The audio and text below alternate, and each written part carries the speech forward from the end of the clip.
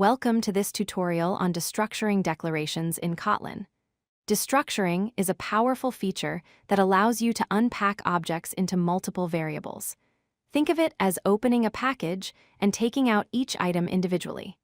This makes your code cleaner and more readable when working with complex data structures.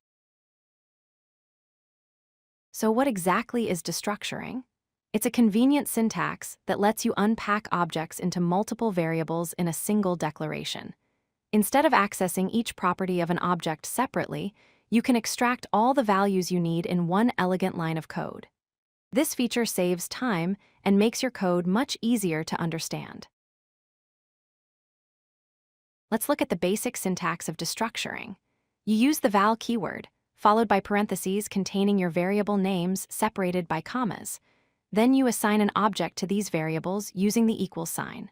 For example, val open parenthesis variable 1, variable 2, variable 3 close parenthesis equals object.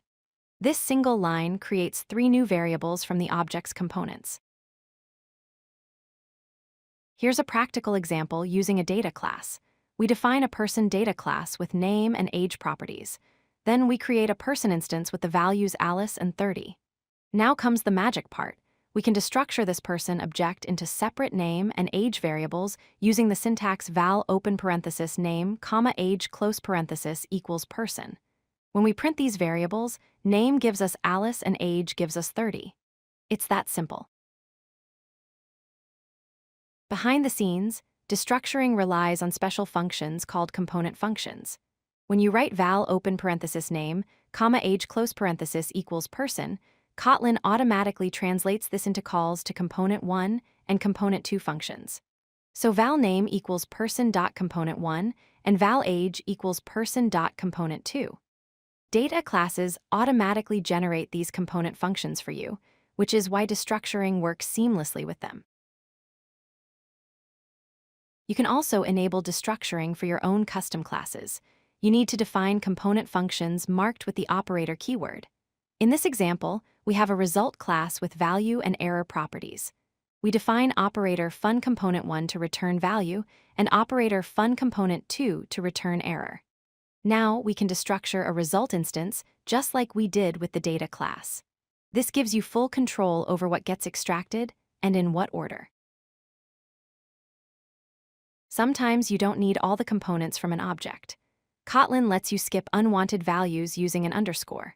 For example, if you only want the name from a person object and don't care about the age, you can write val open parenthesis name, underscore close parenthesis equals person. The underscore tells Kotlin to ignore that component. This is useful when working with objects that have many properties, but you only need a few of them.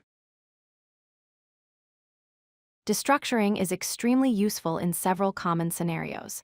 First, when iterating over map entries, you can easily extract keys and values. Second, when working with collections, you can extract list elements along with their indices.